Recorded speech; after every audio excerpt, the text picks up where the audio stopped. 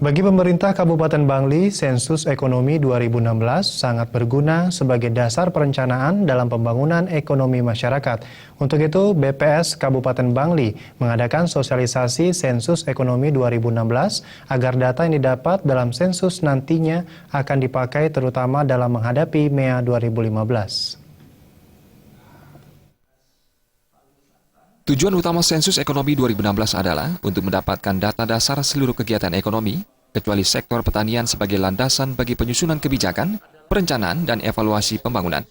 Menurut Kepala BPS Kabupaten Bangli, Imade Antarayasa, penting bagi masyarakat dan para pelaku usaha untuk bekerja sama dengan BPS agar memberikan data secara jujur dan benar.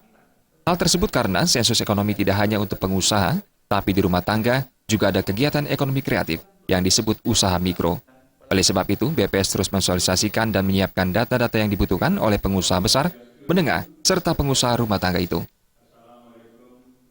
Semua pelaku usaha mengetahui manfaat dari sensus ekonomi. Yang kedua, mereka bisa berpartisipasi secara aktif terhadap sensus ekonomi dengan memberikan data dan informasi yang sebenar-benarnya, dan itu menjadi potret kondisi real usaha yang ada di masyarakat. Semua pelaku usaha termasuk pedagang kita akan data.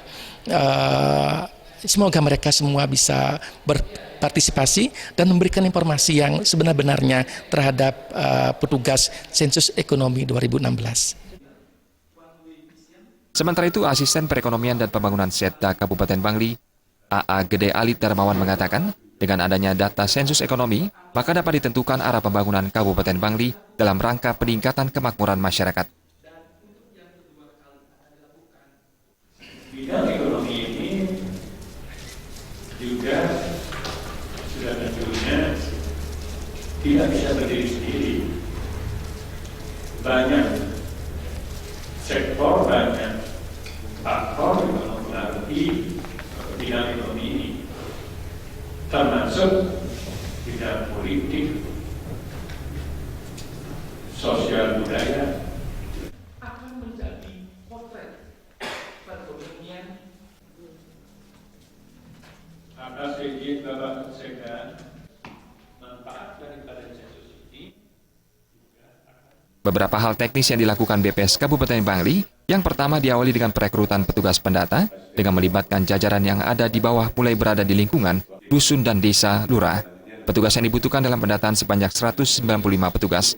Selanjutnya akan dilakukan pelatihan petugas dan yang telah direkrut akan dilatih tentang konsep definisi, pemahaman kepada mereka, sehingga ketika melakukan kegiatan di lapangan tidak terjadi misinterpretasi suatu konsep, namun ada persamaan persepsi. Setelah pelatihan, pihak yang melakukan pendataan sensus ekonomi dari tanggal 1 sampai 31 Mei 2016 di lapangan. Rati Anggoro dan Triasa